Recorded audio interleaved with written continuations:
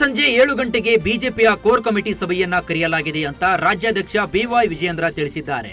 ಬೆಂಗಳೂರಿನಲ್ಲಿ ಮಾತನಾಡಿದ ಅವರು, ರಾಜ್ಯದ ಪರಿಸ್ಥಿತಿ ವಿಚಾರವಾಗಿ, ಪಕ್ಷ ಸಂಘಟನೆ ವಿಚಾರವಾಗಿ ಹಾಗೂ ಪಕ್ಷದ ರಾಜ್ಯಾಧ್ಯಕ್ಷರ ವಿಚಾರವಾಗಿ ಎಲ್ಲವೂ ಕೂಡ ಸಮಗ್ರವಾಗಿ ಚರ್ಚೆಯಾಗುತ್ತೆ. ನಿಮ್ಮ ನೋವು, ಕಾರ್ಯಕರ್ತರ ನೋವು ನಮಗೂ ಕೂಡ ಅರ್ಥವಾಗುತ್ತೆ. ಇನ್ನು ಎಲ್ಲವೂ ಕೂಡ ನಾಳೆಯೇ ಇತ್ಯರ್ಥವಾಗುತ್ತೆ ಅಂತ ಹೇಳಿದ್ರು. ನಾಳೆ ದಿನ 4 ಗಂಟೆಗೆ ಚುನಾವಣಾ returning officers, core returning officers, ಅದೇ ರೀತಿ 13 ಜನ ಅಬ್ಸರ್ವರ್ಸ್ ಕೂಡ ನಾವು ಅಪಾಯಿಂಟ್ ಮಾಡಿದ್ದು. ಅವರ ಒಂದು ಸಭೆನೂ ಕೂಡ ನಾಳೆ ಮಧ್ಯಾಹ್ನ 4 ಗಂಟೆಗೆ ಕರೆದಿದ್ದೇವೆ. ಜನವರಿ 21ರಂದು ಬೆಳಗಾವಿಯಲ್ಲಿ ಜೈ ಬಾಪು, ಜೈ ಭೀಮ್, ಜೈ ಸಂವಿಧಾನ ಸಮಾವೇಶ ನಡೆಯಲಿದ್ದು, ಇದರ ಬೆನ್ನಲ್ಲೇ ಡಿಸಿಎಂ ಡಿಕೆ ಶಿವಕುಮಾರ್ ಇಂದು ಬೆಳಗಾವಿಗೆ ಬಂದಿದ್ದರು. ಇದರ ನಡುವೆ ಮಾಜಿ ಸಂಸದ ಡಾಕ್ಟರ್ ಪ್ರಭಾಕರ್ ಕೋರೆ ಅವರ ಮನೆಯಲ್ಲಿ ರೊಟ್ಟಿ ಊಟ ಮಾಡಿದ್ದು ಕಂಡುಬಂತು. ಇನ್ನು ಕೋರೆ ಅವರನ್ನ ಕಾಂಗ್ರೆಸ್ ಪಕ್ಷಕ್ಕೆ ಸೆಳೆಯುವ ಪ್ರಯತ್ನ ಏನಾದರೂ ಇದೆಯಾ ಎಂಬ ಪ್ರಶ್ನೆಗೆ ಉತ್ತರಿಸಿದ ಡಿಕೆಶಿ ಅವರು, ಕೋರೆ ಅವರ ಕುಟುಂಬ ಈ ಭಾಗದ ಜನರಿಗೆ ಬಹುದೊಡ್ಡ ಕೊಡುಗೆಯನ್ನ ಕೊಟ್ಟಿದ್ದಾರೆ ಹಾಗೂ ಸ್ವಾತಂತ್ರ್ಯ ಹೋರಾಟದಲ್ಲಿ ಇವರ ಕುಟುಂಬದ ಪಾತ್ರ ಅಪಾರವಾಗಿದೆ. ಹಾಗಾಗಿ ಸೌಹಾರ್ದಯುತವಾಗಿ ರೊಟ್ಟಿ ಊಟ ತಿಂದು ಗಟ್ಟಿಯಾಗಲು ಬಂದಿದ್ದೇನೆ ಅಂತ ಹೇಳಿದ್ರು. ಏನಿಲ್ಲಪ್ಪ, ನಿಮ್ಗೆ ಗೊತ್ತಿಲ್ಲ ಹಿಸ್ಟ್ರಿ ಆಫ್ ಕೋರೆ ಫ್ಯಾಮಿಲಿ. ದೇಶದ ಸ್ವಾತಂತ್ರ್ಯಕ್ಕೆ ಆ ಕುಟುಂಬ ಬಹಳ ದೊಡ್ಡ ಸಹಕಾರ ಕೊಟ್ಟಿದೆ. ಅವ್ರ ತಂದೆ ಹಿಂದೆ ಸ್ವಾತಂತ್ರ್ಯಕ್ಕೋಸ್ಕರ ಹೋರಾಟಕ್ಕೆ ಬಿಟ್ಕೊಟ್ಟಂತ ಕುಟುಂಬ.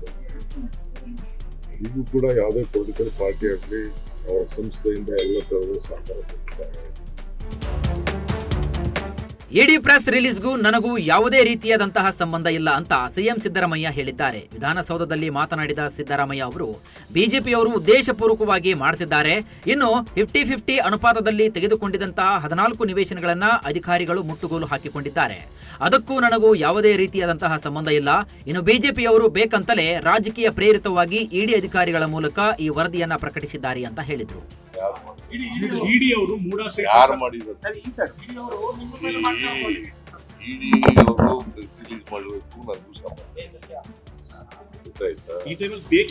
ಇಲ್ಲಿ ಸಂಬಂಧ ಇಲ್ಲ. ಅವರು ರಾಜಕೀಯವಾಗಿ ಉದ್ದೇಶಪೂರ್ವಕವಾಗಿ ಮಾಡ್ತಾರೆ, ಅನಗತ್ಯವಾಗಿ ಮಾಡ್ತಾರೆ. 50-50 ಸೈಟ್ ತಗೊಂಡಿದ್ದಾರೆ, ಅದನ್ನ ಮುಟ್ಕೋಲ್ ಹಾಕೊಂಡಿದ್ದೀವಿ ಅಂತ ಹೇಳಿದ್ರು. ಅವ್ರು ಯಾರು? ನಮಗೂ ಅದಕ್ಕೂ ಸಂಬಂಧ ಇಲ್ಲ. ಅನಗತ್ಯವಾಗಿ ಬಿಜೆಪಿಯವರು ಬೇಕು ಅಂತೇಳಿ ಅದನ್ನ ರಿಲೀಸ್ ಮಾಡಿದ್ದಾರೆ. ಅಲ್ಲ, ಇಡಿ ಅವ್ರ ಕೈಲಿ ರಿಲೀಸ್ ಮಾಡಿದ್ದಾರೆ. ಅದು ರಾಜಕೀಯ ಪ್ರೇರಿತವಾದದ್ದು.